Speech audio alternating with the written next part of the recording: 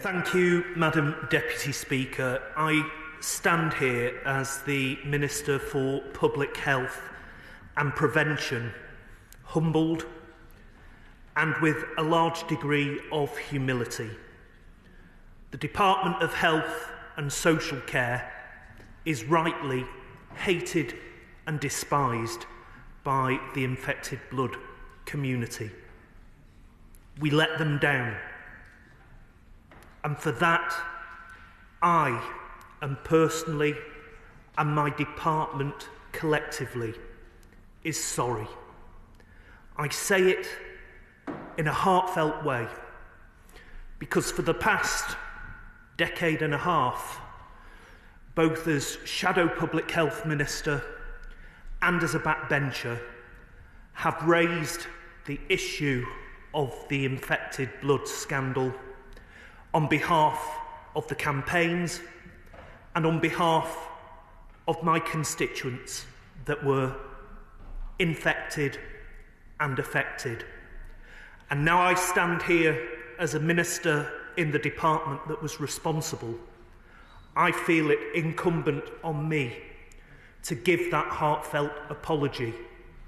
It is too late coming for so many, but I hope those that are still here and their families and loved ones will accept it in the spirit with which I give it. I am sorry. We let you down, and we must make sure it never, ever happens again. The infected blood scandal is one of the most appalling in our nation's history. It was an institutional failure of the highest order, spanning decades, from the National Health Service to the Civil Service to ministers across successive governments at every level. Those the public trusted to protect them fell short in ways that were both tragic and catastrophic. They let down victims, their families, and our country. And in the course of this debate, we've heard names: Sean, Gary, Thomas, Jean, Aid, Joe. A reminder of the real people, those who are deceased, those who were infected, those who are affected. Real people, not statistics. And it's important we never forget that. Victims were denied the truth. Many passed away before they saw justice. The state worked to protect itself, and they paid the price. I must also echo the tributes that honourable members across the House have made to Sir Brian Langstaff and his team. Their steadfast pursuit of the truth finally brought this decades-long scandal to light. They have set us on a path towards beginning to right the terrible wrongs that were committed. Sir Brian uncovered a litany of collective and personal failures, as many honourable members have pointed to, by sharing stories from their communities and constituencies. Each one is significant in its own right, and together, Madam Deputy Speaker, they add up to a complete disaster. He found that this national scandal could have been prevented. It was already known that these treatments were contaminated, yet the warnings were disregarded time and time again. People in positions of power and responsibility had multiple opportunities to halt the transmission of these infections, but on each occasion they chose not to act. Madam Deputy Speaker, this government will do our utmost not to repeat the mistakes of the past. We were elected on a manifesto that committed to act on the inquiry's findings and to put right historical injustices. And the public rightly expect nothing less of this government than fulfilling our moral obligation to compensate victims, and we aim to do so without delay. In October 2022, the previous government spent £440 million on initial interim payments of £100,000 to the living infected. Following the publication of the inquiry's final report in May, a further £728 million was paid as a second interim payment of £210,000 to all UK registered living infected victims. The government has also committed in legislation to pay £100,000 to the estates of the deceased infected to recognise those who have not yet received a payment and to ensure that some of those affected are supported, such as parents, children and siblings. This scheme opened on the 24th of October 2024. But we recognise that money can never make up for the heartbreak that victims and their families have experienced, and much of the inquiry's criticisms applied to the way my department, the Department of Health and Social Care and its predecessors, operated.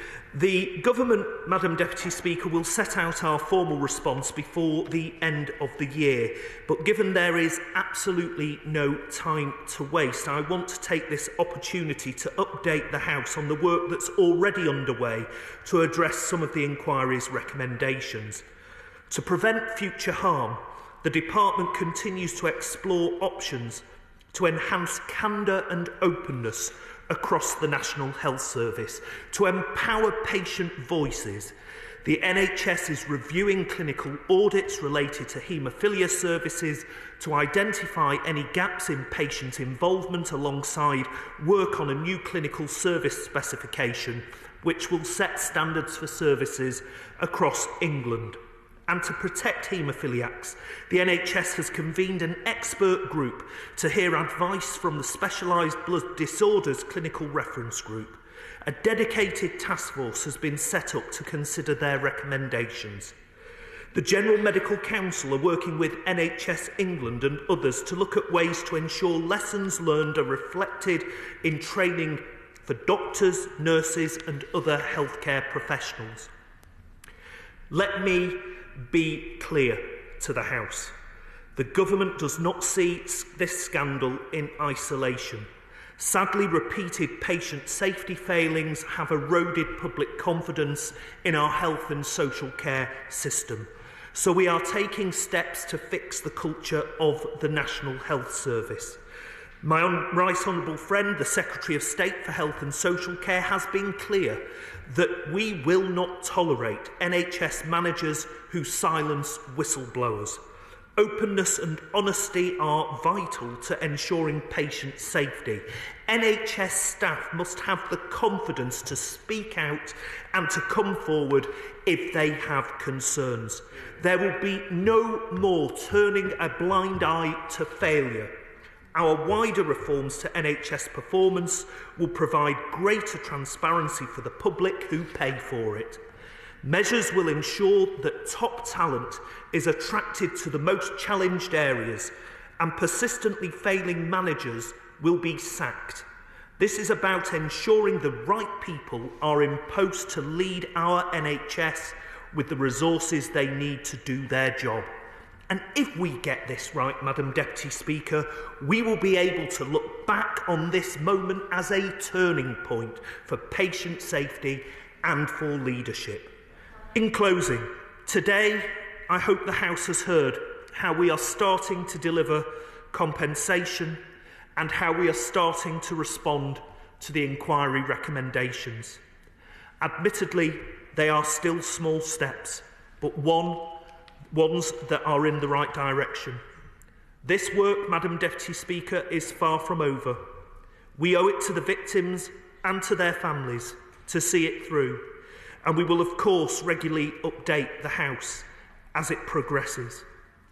And I want to reiterate again, on behalf of the Government, of the Department of Health and Social Care, and of myself, as a mere ordinary Member of Parliament for Gorton and Denton, who represent some of the infected and affected.